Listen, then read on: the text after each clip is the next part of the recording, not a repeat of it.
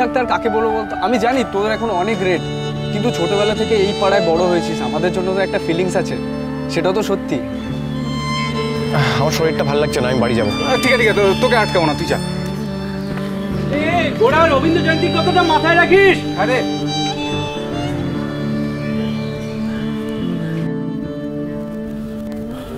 এখানে দাঁড়াও প্লিজ। কি হলো?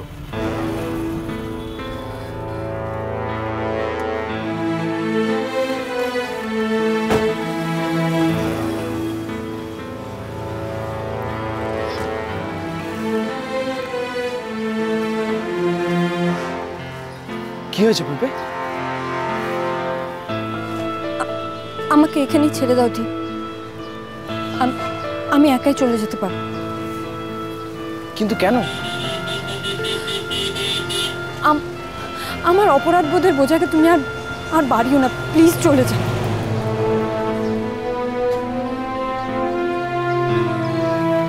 তার মানে তুমি আমার বন্ধুত্বটাকে ডিসঅন করছো?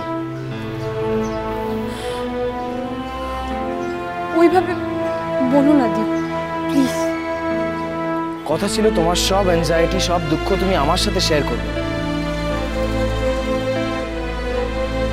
তুমি কেন বুঝতে পারছো না? আমরা গোরাকে ঠিক খুঁজে বার করবো, তুমি দেখো। আমার জীবনের সাথে নিজেকে আর জড়িয়ে না দি।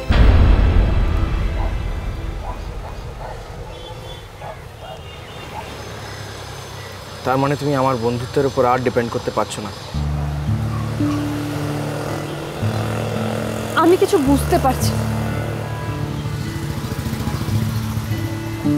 ঠাকুরদা আমার সমস্ত আশা ভরসা বিশ্বাসের ভিতকে নাড়িয়ে দিয়েছে। আমার মনে হচ্ছে আমি একটা অন্ধকার ঘরে আটকা পড়ে গেছি, যেখানে কোথা থেকে এক ফোঁটা সূর্যের আলো ঢোকে। সব ঠিক হয়ে যাবে পুপে, আমি বলছি সব ঠিক হয়ে যাবে।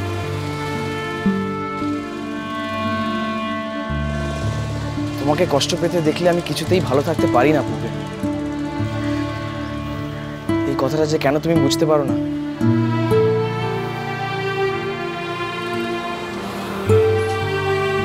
পুপে, আমাদের বিয়েটা যে হচ্ছে না এটা আমি এখনো কাউকে জানাই, তুমিও জানিও না প্লিজ। কেন? কারণ তারা জানতে পারলে তোমার উপর নানা রকম রেস্ট্রিকশন চাপিয়ে দেওয়া হবে। এই যে ওনারা এখন তোমাকে আমার সাথে বেরোতে দিয়েছেন সেটাও বন্ধ হয়ে যাবে। তাই অন্তত গোরাকে খুঁজে পাওয়া পর্যন্ত প্লিজ একটু অ্যাক্টিং করো।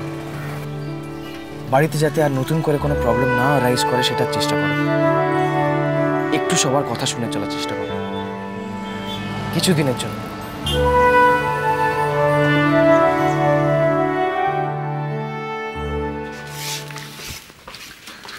মা, সর, গায়ে ঝেঁটা লাগবে যে। মা গোছগাছ শুরু করে দাও, এখান থেকে চলে যেতে হবে শিগগিরই। কোথায়? যেখানেই হোক, এখানে আর থাকবো না। কি হলো আবার?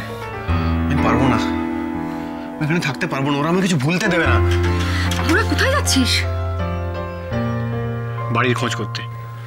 টাকা? সে ব্যবস্থা আমি করব, করতেই হবে।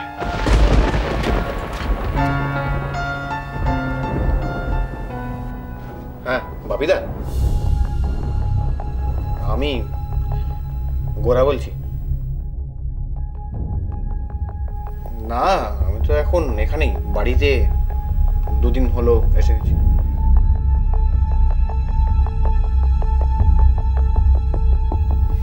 আমি আসলে জানি, বুঝতে পারছি তুমি একটু রেগে আছো, মানে স্বাভাবিক। আরে তখন আসলে আমি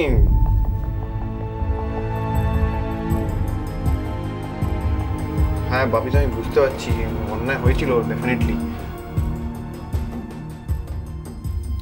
এখন তো গাইছি না ওখানে আর।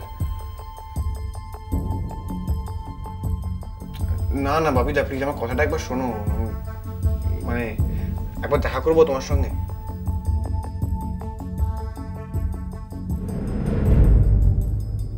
আমি জানি তোমার অনেক লস হয়ে গেছে বাপিদা, তাও না একবার কথাগুলো শোনো না প্লিজ, একবার যদি দেখা করতাম।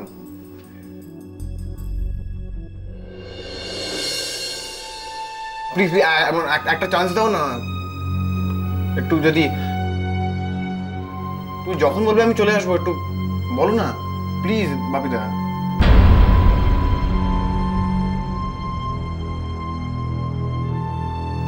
হ্যাঁ, কটার সময়?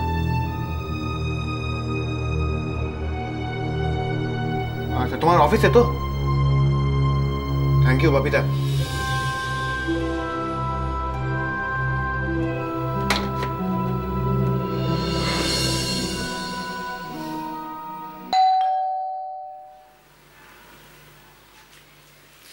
দিদি ভাই আমি দেখছি, ধর।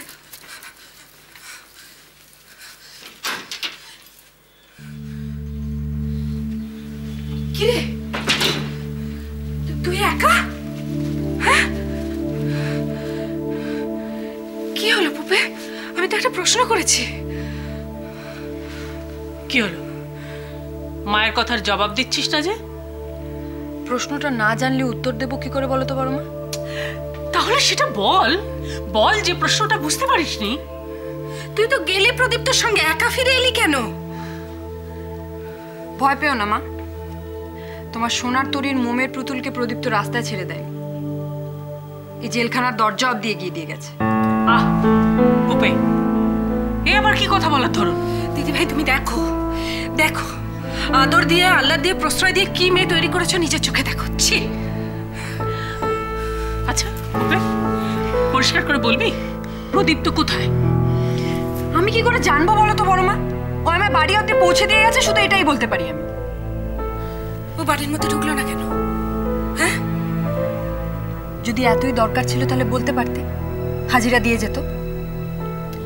কেন? তুইও তো ওকে ভেতরে আসতে বলতে পারতিস।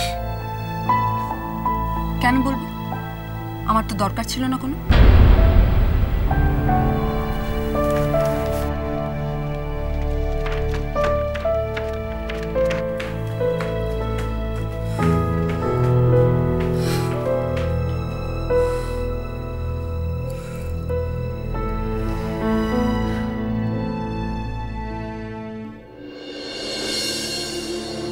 হ্যাঁ, তোমাকে রাত 10টায় স্টেজ দেবো। আচ্ছা, তোমার হ্যান্ডস কটা আছে? হ্যাঁ, আচ্ছা। আরে না না, আরে বাবা আমাকেও তো কিছু করে খেতে হবে নাকি? আচ্ছা শোনো, তোমাকে আমি ফুল সিজনের জন্য কন্ট্যাক্ট করে নিচ্ছি। কালকে সন্ধ্যে 6টার সময় অফিসে চলে এসো, সব কথা হয়ে যাবে। আরে বাবা না, আরে এইসব কথা কি ফোনে হয় নাকি? কালকে অফিসে এসো না, সব কথা হয়ে যাবে। আচ্ছা রাখছি তাহলে। হ্যাঁ অভিজু, চা বল। রে তোর হিসেবটা হলো নাকি? বাপিদা, আমার খুব দরকার। সে কি, তুমি এখন বিখ্যাত রবীন্দ্রসঙ্গীত শিল্পী হয়ে গেছো, সব বুদ্ধিজীবীরা তোমার গান শোনে, টিভিতে প্রোগ্রাম, কাগজে ছবি, এইসব ছোটখাটো লোকের কাছে আবার কেন ভাই? এরকম করে বলো না বাপিদা, বলছি তো অন্যায় হয়েছে। ব্যাস, তুমি বললে অন্যায় হয়ে গেছে আর তাতেই সব মিটে গেল? সিজনের মাঝপথে তুমি আমাকে ঝুলিয়ে দিয়ে কেটে পড়লে, আর 3-4 মাস বাদে হারিয়ে যাওয়া বাছুরের মতো গোয়ালে এসে কিছুটা হাম্বা হাম্বা করে কাঁদলে, তাতেই আমার সব হেনস্থার কথা আমি ভুলে যাও? গানের